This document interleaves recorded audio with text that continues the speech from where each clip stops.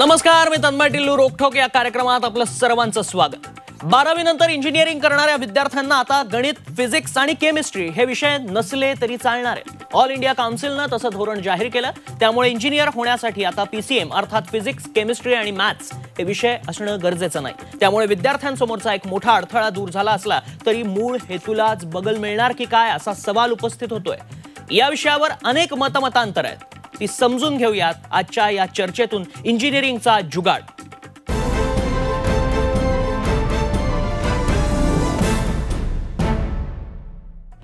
आणि या चर्चेत सहभागी होत आहेत लेखक अच्युत गोडबोले, डॉक्टर सुषमा भोसले ज्या प्राचार्य आहेत वागेरे कॉलेजच्या, तसंच करिअर मार्गदर्शक आनंद मापुसकर आणि डॉक्टर प्राध्यापक हरिभाऊ भापकर जे गणित तज्ज्ञ आहेत. चर्चेच्या सुरुवातीलाच मी हरिभाऊ भापकरांकडे जाऊ इच्छितो, कारण गणित हा विषय नसला तरी चालणार आहे, याकडे तुम्ही कसं बघता? सर, सायन्स आणि टेक्नॉलॉजी मध्ये आपल्याला माहिती आहे गणिताचं अगण्य महत्व आहे. आणि त्याच्यामध्ये गणिताचा विचार केला तर टोटल इंजिनिअरिंग हे गणित आणि फिजिक्स वरतीच अवलंबून आहे. इंजिनिअरिंग मधली कोणतीही डिसिप्लिन आपण घेतली ते सर्व फिजिक्स आणि मॅथमॅटिक्स वरती अवलंबून असल्यामुळे ज्या मुलांना 12वीला गणित नाहीये त्यांना मेकॅनिकल इंजिनिअरिंग असेल, सिव्हिल असेल किंवा इलेक्ट्रॉनिक्स, कॉम्प्युटर, IT असेल, याच्यामध्ये जे मॅथमॅटिक्स लागतं ते मॅथमॅटिक्स नसल्यामुळे त्यांना त्याच्यावर अवलंबून असणारे विषय समजून घेण्यासाठी खूप प्रॉब्लेम फेस करावे लागतात. आणि हे जर इम्प्लिमेंट करायचं असेल तर आपल्याला वेगळ्या वेनं इम्प्लिमेंट करणं गरजेचं आहे. नक्कीच. मी अच्युत गोडबोलेंकडे येतोय. अच्युतजी, खरं तर आधी असं व्हायचं की इंजिनिअरिंग येत नाही म्हणून दुसरे कुठले तरी पर्याय चोखाळले जायचे. आता गणित, फिजिक्स आणि इतर विषय नसले तरी 12वीला इंजिनिअरिंग करता येणार आहे, याकडे तुम्ही कसं बघताय? नाही, आता जे सांगण्यात आलं ते अगदी बरोबर आहे. मला असं वाटतं की इंजिनिअरिंग फिजिक्स आणि मॅथमॅटिक्स शिवाय इंजिनिअरिंग म्हणजे मी कल्पनाच करू शकत नाही. ह्याच्या मागची पार्श्वभूमी सांगतो मी. पहिली गोष्ट म्हणजे आपण शिक्षण कशा करता देतो हेच हे नेहमी. मी IITत होतो तेव्हा आम्हाला सोशिओलॉजी आणि फिलॉसॉफी असे पण विषय असायचे, कारण चांगला माणूस बनवणं हे उद्दिष्ट होतं. आता ते उद्दिष्ट दूरच राहिलं. आता नोकऱ्या मिळतील ह्याच्याकरता शिक्षण अशी डेफिनेशन राहिलेली आहे. पण तसं जरी असलं तर आता शिक्षण झालेले जे इंजिनियर आहेत त्यातले 85 ते 90% लोक हे एम्प्लॉयबल नाहीये, हे लक्षात ठेवा. जे सायन्स, मॅथमॅटिक्स घेऊन ज्यांनी इंजिनिअरिंग केलेले त्यातले 85 ते 90% काहीतरी प्रपोर्शन, टक्केवर एक्झॅक्ट लक्षात नाही, पण मला इन्फॉर्मेशन टेक्नॉलॉजीचं नक्की माहिती आहे की नॅस्कॉमने आकडा काढला होता 80-90% ते एम्प्लॉयबल नाही. म्हणजे मी काम करायचो त्या सगळ्या कंपन्यांमध्ये, अगदी TCS, इन्फोसिस, पटनी, सिंटर सगळीकडे ते मुलं जी यायची त्यांना पुन्हा 6 महिने आम्हाला शिकवावं लागायचं. इतकी ती शिक्षण पद्धती आपली ही होती. आता त्याच्यामध्ये तुम्ही फिजिक्स आणि मॅथमॅटिक्स हे पण काढून टाकलं तर खूप गोंधळ होणार आहे. त्याच्या मागचं मला एक फक्त काय मला कारण असं कळतच नाही. आपल्याला कोडर्स जर का निर्माण करायचे असतील, हे बघा काय माहितीये का, कम्प्युटर सायन्स मध्ये म्हणजे बायनरी अरिथमेटिक येतं आणि त्यातला संपूर्ण त्यात सुद्धा कित्येक गोष्टींमध्ये मॅथमॅटिक्स बऱ्यापैकी लागतं. मी अलीकडे मशीन लर्निंग आणि डीप लर्निंग आहे त्यात सुद्धा खूप बऱ्यापैकी मॅथमॅटिक्स लागतं.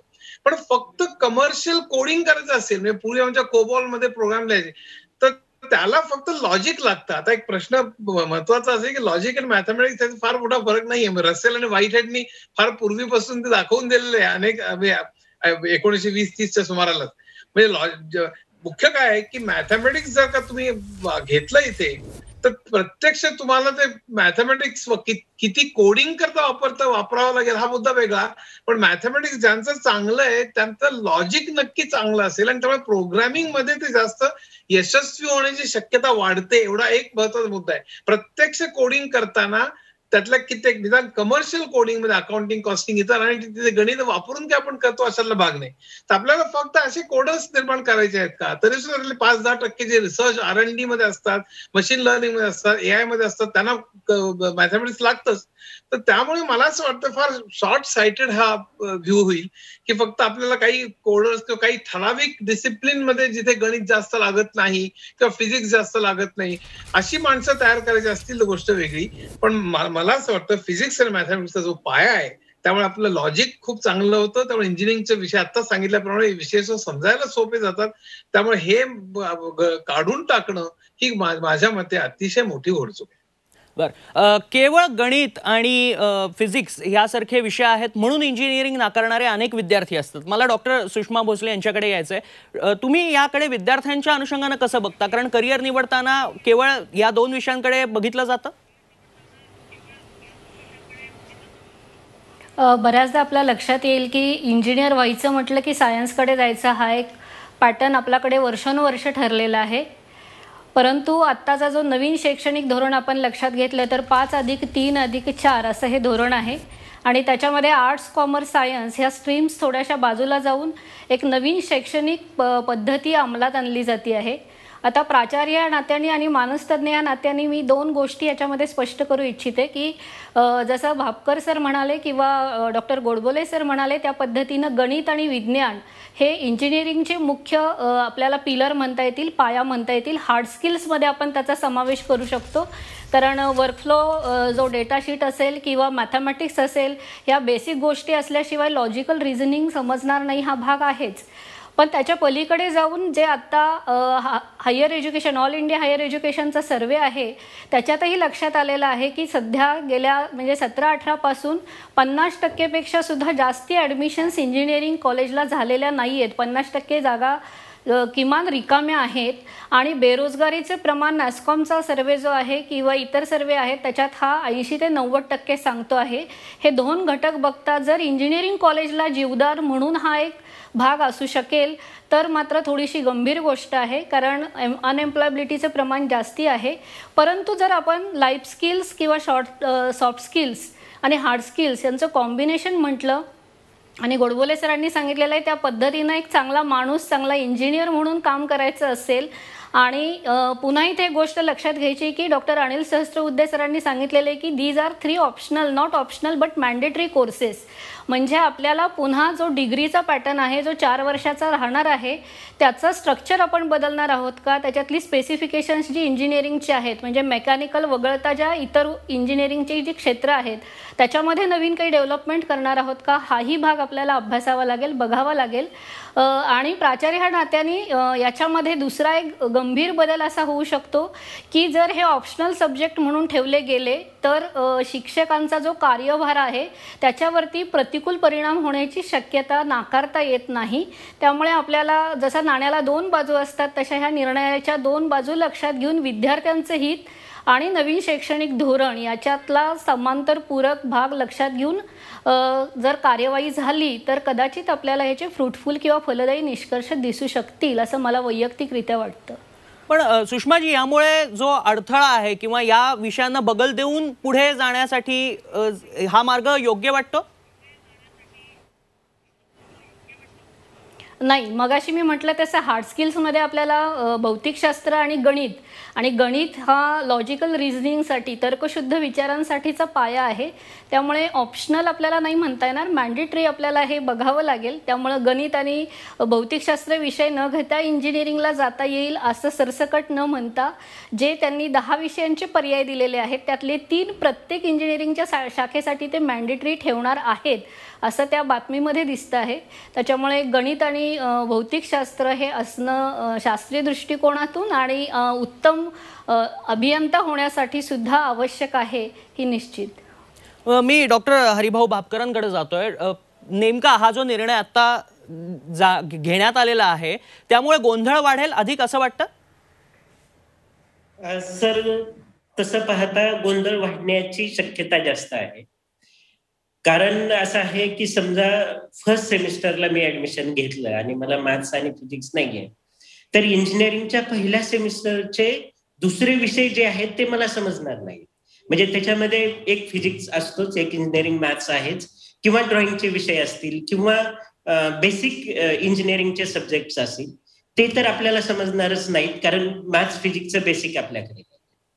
खरं पाहता याच्या अगोदर एक असा विषय आला होता की बी फार्मसीसाठी बायोलॉजी नसेल तरी त्यांनी ऍडमिशन दिलं होतं. म्हणजे असाच डिसिजन तो होता. मला असं वाटतं की ह्या बी फार्मसीमध्ये ज्यांना बायोलॉजी नाहीये असे फक्त 0.1% सुद्धा स्टुडंट ऍडमिशन घेत नसतील. आणि तसंच जर इंजिनिअरिंग मध्ये होणार असेल तर मला वाटतं ज्या काही हायर ऑथॉरिटीज आहेत त्यांनी याचा स्टडी करणं गरजेचं आहे आणि त्यानुसार इम्प्लिमेंट करणं गरजेचं आहे. म्हणजे पहिल्या सेमिस्टरच्या पहिल्याच लेक्चरला त्याला जर 12वीचं मॅथ्स नसेल, फिजिक्स नसेल तर आम्हालाही शिकवणं, म्हणजे त्याच्या पुढचे सब्जेक्ट कसे शिकवू, नाही तर पूर्ण करिक्युलम रिवाइज करावं लागेल. यासाठी मला वाटतं खूप डिस्कशन होणं गरजेचं आहे. त्यांना एक रिमिडियल कोर्स देतील ते बहुतेक असं आहे, म्हणजे अशा केसेसमध्ये रिमिडियल कोर्स दिला जातो. पण रिमिडियल कोर्स हा त्या सेमिस्टरचा करिक्युलम सुरू होण्या अगोदर देणं गरजेचं आहे. अगदी मला हाच मुद्दा घेऊन जायचा आहे आनंद मापुसकरांकडे. आनंद मापुसकर, जर समजा माझं बॅकग्राऊंड हे मॅथ्स आणि फिजिक्स या विषयांचं नाहीये पण मला रुची आहे, इंजिनिअरिंग करायचं वाटतंय, तर मग याची आव्हानं पुढची काय असणार आहेत करिअर निवडताना?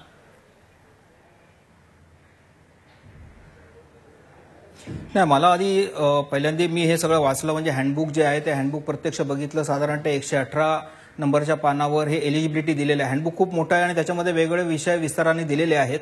आपण जर का नीट बघितलं तर त्याच्यामध्ये सायन्सच्या व्यतिरिक्त कुठले सब्जेक्ट नाही आहेत. आणि आपण असं गृहीत धरून चाललेलो आहे की इंजिनिअरिंगला जाणारे सगळे विद्यार्थी जे आहेत हे फिजिक्स आणि मॅथ्स सोडून आता वेगळेच विषय घेऊन जाणार आहेत, अशी स्थिती असणार नाही. नंबर 1. त्यामुळे मला वाटतं की फ्लेक्झिबिलिटी दिलेली आहे. याचा अर्थ समजा आता उदाहरणार्थ जसं त्या मॅडमनी सांगितलं तसं 9वी ते 12वी ही स्टेज जी आहे, या 9वी ते 12वीच्या स्टेजमध्ये कदाचित काही विद्यार्थ्यांनी गणित हा विषय सोडला आणि नंतर लक्षात आलं की नाही, अरे इंजिनिअरिंगला तर गणित पाहिजे, मला जायचं आहे. आणि मग असा विद्यार्थी, म्हणजे साधारणतः असा आपण विचार केला पाहिजे की 95% विद्यार्थी हे सगळे जे आहेत हे सगळे भौतिकशास्त्र, रसायनशास्त्र आणि गणित हा विषय घेऊनच इंजिनिअरिंगला जातील, त्याला काही पर्याय नाही. दुसरं आपण विसरतोय की इंजिनिअरिंग कॉलेजला ऍडमिशन जी आहे ही ऍडमिशन प्रवेश परीक्षांनी दिली जाते. ह्या प्रवेश परीक्षांचे जर का सिलेबस बघितले तर त्याच्यामध्ये सुद्धा आपण बघितलं तर केमिस्ट्री, फिजिक्स आणि मॅथमॅटिक्स आहे. मग ते जेई मेनचा विषय असेल किंवा महाराष्ट्रातील MSCET असेल, म्हणजे त्याच्यामधून त्यांनी गणित आणि भौतिकशास्त्र विषय काढलेला नाहीये. मग आता आपल्याला ती फ्लेक्झिबिलिटी दिलेली आहे आणि ह्याच्यामध्ये सगळे विषय जे आहेत ते सायन्सशी संबंधितच विषय जे आहेत, 14 विषय जे दिलेले आहेत ते 14 विषय दिलेले आहेत. आता ह्याच्यामध्ये समजा एखाद अर्धा टक्का विद्यार्थी जो आहे ज्याचा गणित विषय कदाचित नसेल आणि अशा विद्यार्थ्याला समजा इंजिनियर जायचं आहे, त्याने प्रवेश परीक्षेचा अभ्यास केला आणि मग तो म्हणाला की मी प्रवेश परीक्षेत पात्र होईन आणि प्रवेश परीक्षेत पात्र झालो तर मला ऍडमिशन द्यावं आणि माझा केवळ 12वीला एक विषय नाहीये, तर त्याच्यासाठी लागणारा जो ब्रिज कोर्स आहे हा ब्रिज कोर्स मी करायला तयार आहे आणि मी त्या प्रकारची एलिजिबिलिटी प्राप्त करेन. म्हणजे याच्यामध्ये आपण असा समज करून घेतोय की मग इंजिनिअरिंग मधलं फिजिक्स विषय जो आहे, म्हणजे फिजिक्स विषय माझ्या माहितीप्रमाणे मुंबई विद्यापीठामध्ये 2 सेमिस्टरला आहे आणि गणित हा विषय जो आहे हा मुंबई विद्यापीठामध्ये इंजिनिअरिंगच्या 4 सेमिस्टरला आहे. तर ह्याला कुठे धक्का लावलेला नाहीये. म्हणजे इंजिनिअरिंगचं शिक्षण तुम्हाला पूर्ण करायचं असेल तर तुम्हाला 2 सेमिस्टर इंजिनिअरिंगचे फिजिक्स शिकायला लागेल, 4 सेमिस्टर गणित हा विषय शिकायला लागेल. हा विषय जो आणलेला आहे हा ऑप्शनचा हा सरसकट नाहीये. किंवा इंजिनिअरिंगला जाणारे विद्यार्थी सुद्धा मला वाटतं की सुज्ञ आहेत, ते करतीलच, पण तरी सुद्धा एखाद्या विद्यार्थ्याकडनं समजा असा काही एक 0.1% म्हणा किंवा 2% हा विद्यार्थी जो आहे हा चुकून त्याचा समजा मॅथ्स विषय नाही आणि माझी ती वाट बंद होते, अशा विद्यार्थ्यासाठी तोही त्याला एंट्रन्स एक्झाम द्यायला लागेल. त्याला इंजिनिअरिंगमध्ये सुद्धा फिजिक्स आणि मॅथमॅटिक्सचा अभ्यास आहे हा अभ्यास करायला लागेल. पण केवळ 12वीला तो विषय एक नाहीये, त्यामुळे त्याचा जो कदाचित पुढे जाऊन त्याला असं वाटलं की मला इंजिनिअरिंगचं शिक्षण घ्यावं असं वाटतंय पण मला घेता येणार नाही, तर त्या विद्यार्थ्यासाठी केलेलं आहे. आणि मला इथे अजून एक जरा मला वाटतं की भापकर सर आहेत आणि अजून मॅडम आहेत, मला एक दुसरीकडे तुमचं लक्ष वेधायचं आहे. आपण जर का डिप्लोमाच्या म्हणजे डिप्लोमा करून सुद्धा 10वी नंतर 3 वर्षाचा डिप्लोमा विद्यार्थी करतात आणि तो डिप्लोमा केल्यानंतर सुद्धा लॅटरल एंट्रीमध्ये मला वाटतं सेकंड इयर इंजिनिअरिंगला विद्यार्थ्यांना जाण्याची मुभा आहे.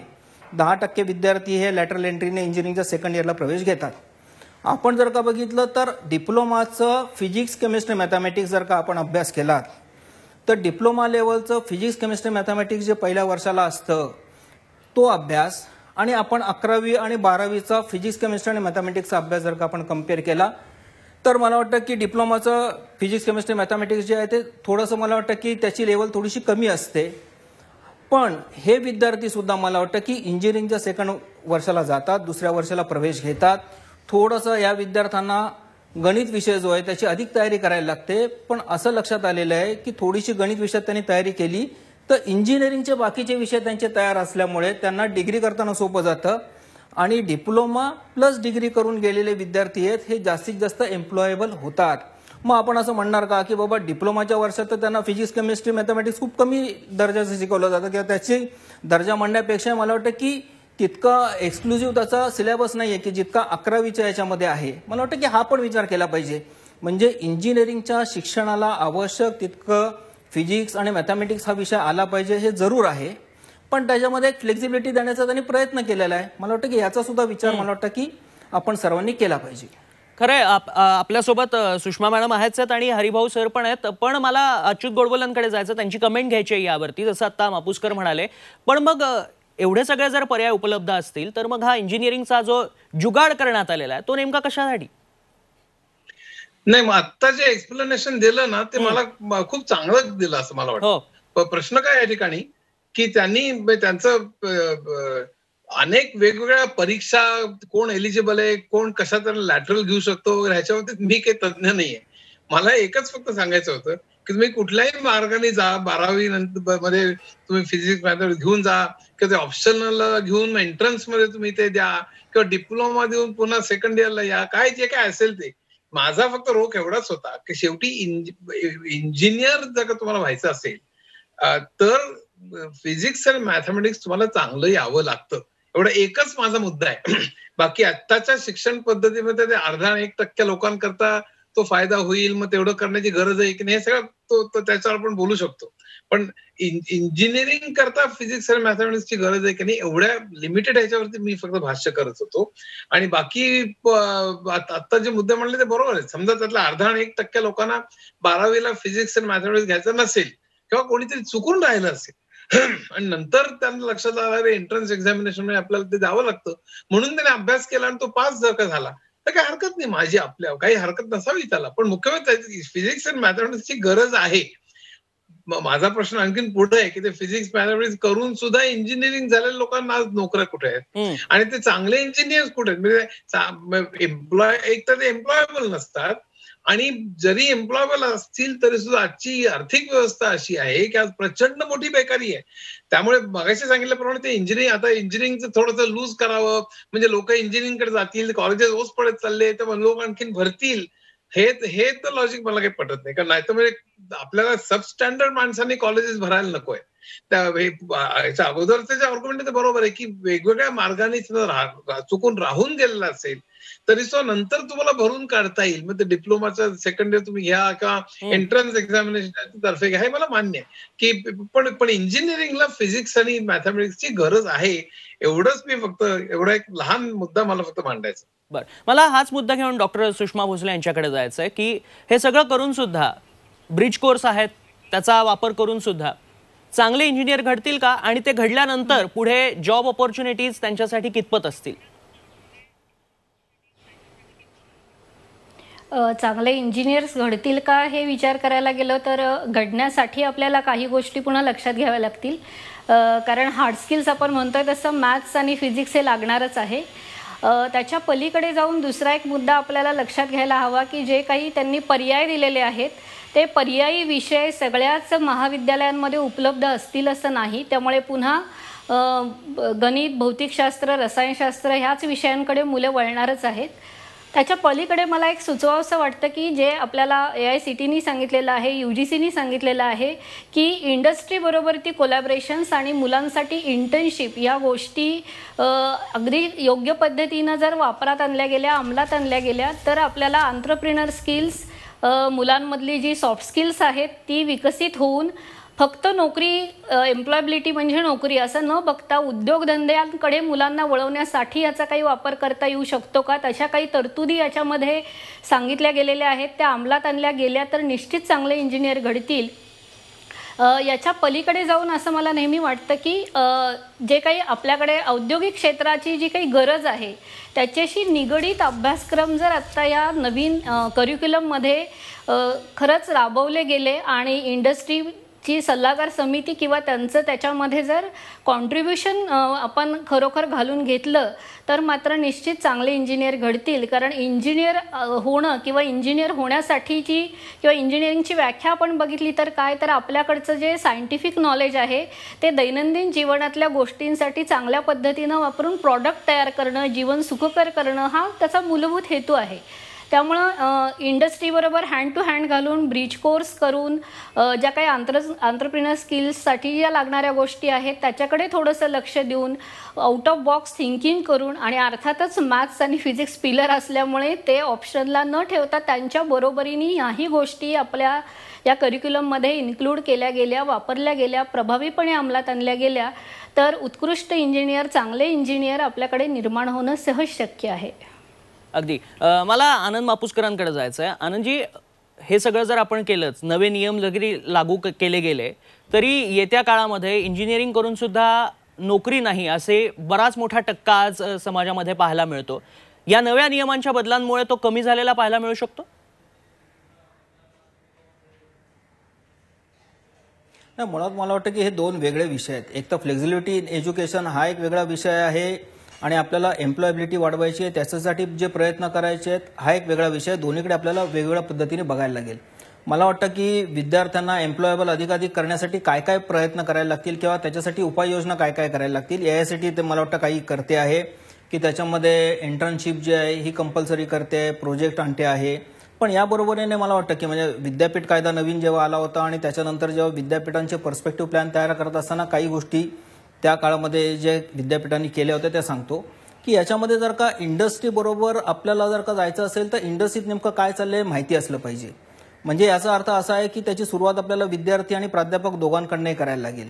म्हणजे मग किती प्राध्यापक जे आहेत हे इंडस्ट्रीमध्ये कन्सल्टिंग करतायत किंवा इंडस्ट्रीचे प्रश्न असली तर इंडस्ट्री जे आहेत ते विद्यापीठांकडे किंवा इंजिनिअरिंग कॉलेजकडे येतात किंवा आम्हाला अमुक एक प्रश्न आहे, परदेशातला आपण नेहमी उदाहरण देतो, तेव्हा त्यांच्याकडे काही प्रश्न असले की ते प्रश्न घेऊन मग ते विद्यापीठांकडे येतात, कॉलेजेसकडे येतात. मला वाटतं की हे जर का कम्युनिकेशन सुरू झालं म्हणजे ते डिपार्टमेंटचे प्राध्यापक असतील आणि ते इंडस्ट्रीमध्ये असतील तर ह्याच्यामध्ये रिसर्च डेव्हलपमेंट, मग इंडस्ट्रीमध्ये काय चाललंय, मग त्याच्याशी रिलेटेड प्रोजेक्टवर प्राध्यापकांबरोबर विद्यार्थी काम करतील. मला वाटतं की या प्रकारचं कल्चर जे आहे ते हळूहळू आपल्याकडे डेव्हलप करायला लागेल. IIT मध्ये ते कल्चर आहे, अजून महाराष्ट्रातल्या सुद्धा काही चांगल्या इंजिनिअरिंग कॉलेजमध्ये ते कल्चर आहे. तर हे जर का आपण वाढवलं म्हणजे इंडस्ट्रीमध्ये काय प्रॉब्लेम आहे, त्यांना काय पाहिजे आहे हे जाणून घेण्यासाठी प्राध्यापक त्याचबरोबरीने विद्यार्थी ह्या दोघांनी सुद्धा काम करायला लागेल. पण याच्यामध्ये मला वाटतं की प्राध्यापकांची जबाबदारी अधिक आहे कारण त्यांना पहिल्यांदा इंडस्ट्री बरोबर काम करायला लागेल. मग सुट्टीचा काळ असतो, त्या काळामध्ये इंडस्ट्रीमध्ये जाऊन आपण काम करणार का?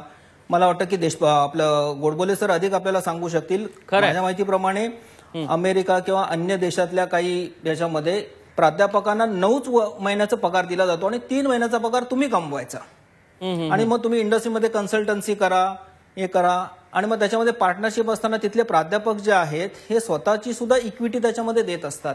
मला वाटतं की ते कल्चर आपल्याला आणायला लागेल आणि त्यासाठी आपल्याला मला वाटतं की प्राध्यापकांना खरंय. आणि हा विषय खरं तर तितकाच मोठा आहे आणि या विषयावरती अनेक मतमतांतर आहेत. नियम नुकतेच समोर आलेले पाहायला मिळत आहेत आणि त्यामुळे आता काय बदल होतात येत्या वर्षात ते लवकरच स्पष्ट होईल. आज तुम्ही सर्व मान्यवरांनी वेळ दिलात आणि चर्चेत सहभागी झालात त्याबद्दल आपले खूप खूप आभार. तर एक मोठा अडथळा दूर होतो का हे पाहणं महत्वाचं ठरणार आहे. फिजिक्स मॅथ्स याला बगल देऊन मूळ हेतूलाच बगल मिळते की काय हा सवाल खरं तर समोर येताना पाहायला मिळतोय. यावरती विस्तारानं चर्चा होणं अपेक्षित आहे. नक्कीच या विषयावरती चर्चा होईलच. तुर्तास चर्चेमध्ये आज इथेच थांबतोय. तुम्ही पाहत राहा झी24 तास आणि लगेचच याच विषयावरती झी24 तासच्या फेसबुक पेजवरती आपण चर्चा करणार आहोत. पाहत राहा झी24 तास, रहा एक पाऊल पुढे.